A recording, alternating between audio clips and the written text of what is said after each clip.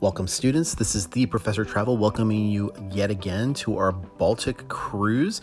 Today we're going to look at day 2 of our time in St. Petersburg with trips to Peterhof Palace, a cruise of the river Nyene, a traditional meal at the Troika Restaurant, and finally ending the event at the Yusupov Palace. If there is one place more iconic in St. Petersburg than any other, it's probably Peterhof Palace. The palace itself is just an extraordinary work of beauty between the gardens, the fountains, and the artwork. Like many of the Russian architectural designs of bygone era, this specific one is no different in that it shares that white motif along with the colorful outside and the gilded ceilings and rooftops. The lovely gardens at Peterhof Palace are beautifully manicured with different types of tree designs and topiaries.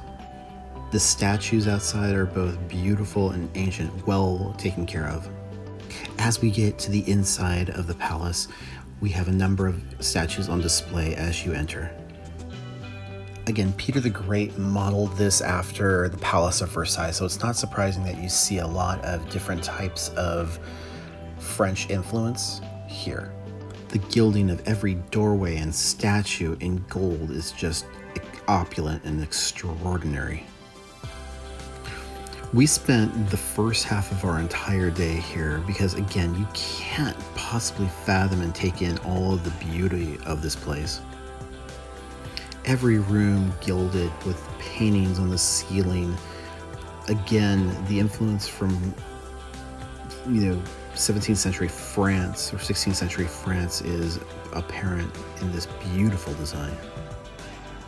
Every inch covered in gilding and well taken care of throughout the ages. Rather than use wallpaper, they intricately paint the walls with different types of patterns and designs around the gilding. Again, on display on the ceilings, telling incredible stories, beauty, and just amazing loving given to each of these artwork pieces. Unlike the Church of the Spilled Blood, which actually did silver chandeliers, these ones are done in crystal and very well taken care of.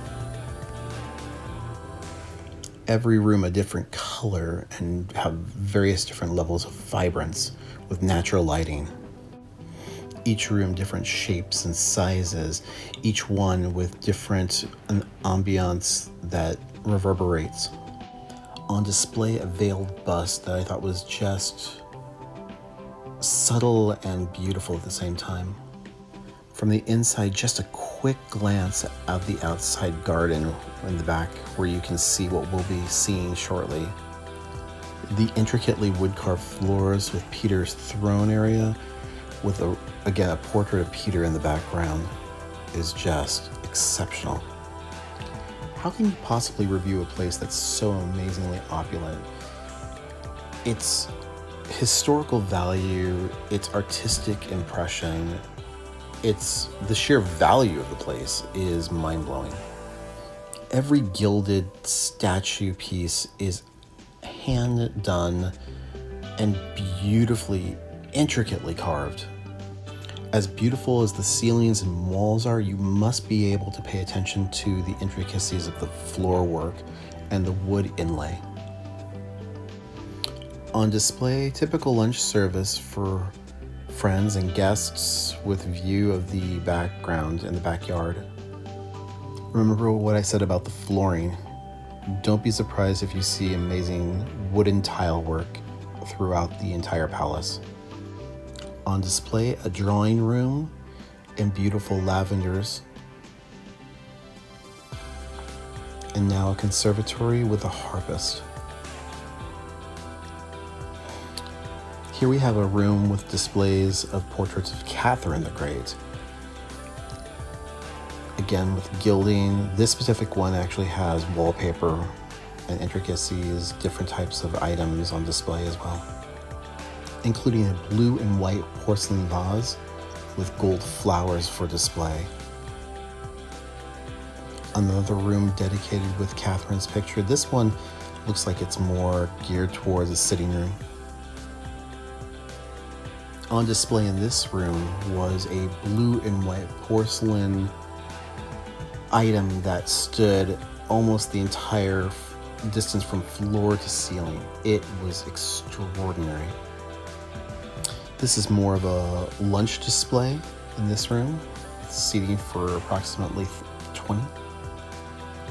And here's another look at one of those blue and white porcelain items that go from floor to ceiling. I didn't mention this before, the wooden inlay on the furniture as well is also really quite extraordinary with marble tops.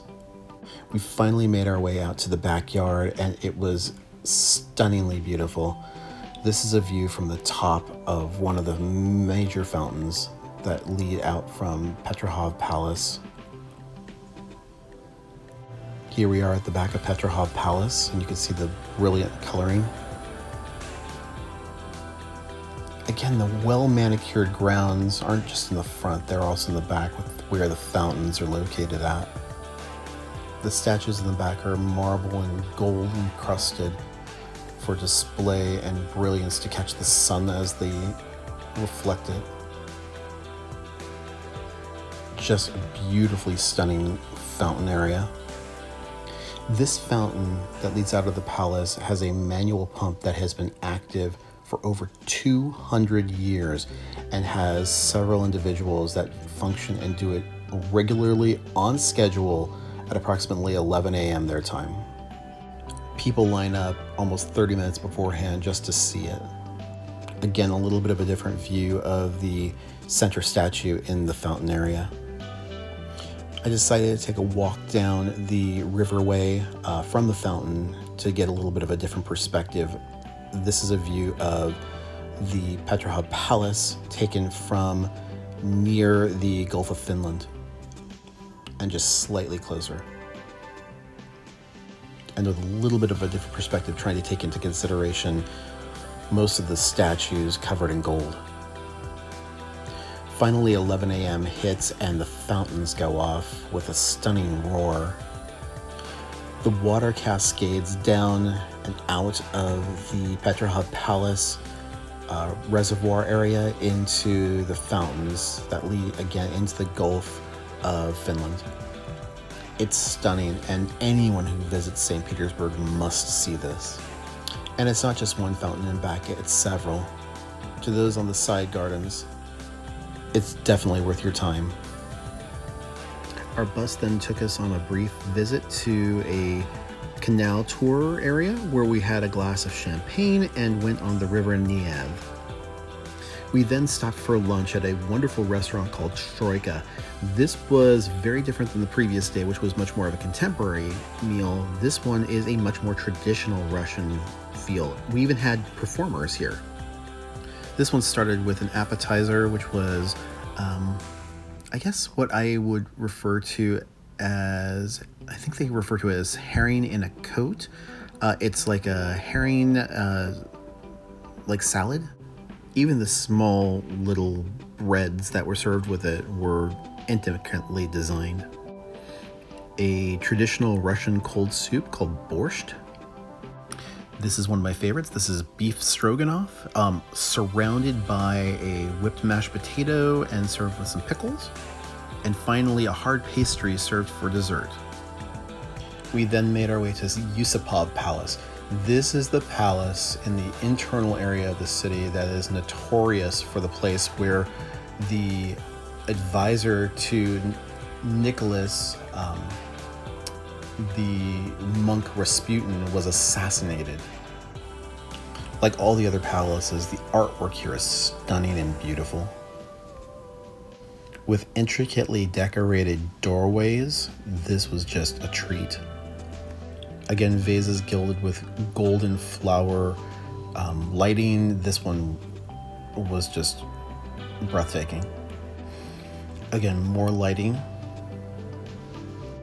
The actual palace location was very beautiful, and while it didn't, in my mind, compare quite to Peterhof, it was still quite lovely.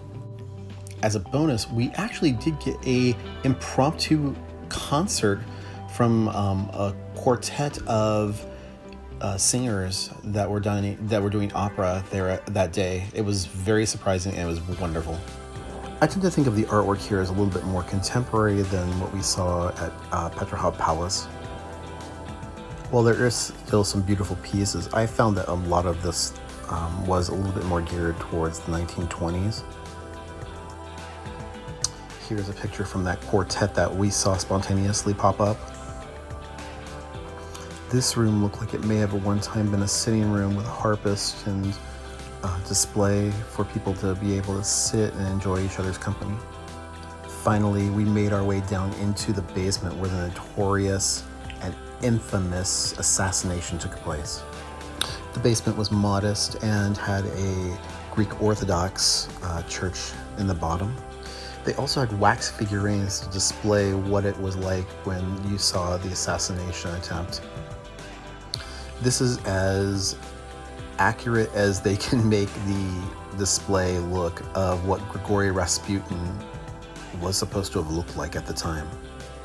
We then made our way back to the ship where we had a lovely dinner, which consisted of a baked goat cheese appetizer, followed by a raspberry sorbet palate cleanser, a beef kebab with vegetables and puree on the side, and a collection of small cakes surrounded by a raspberry puree for dipping.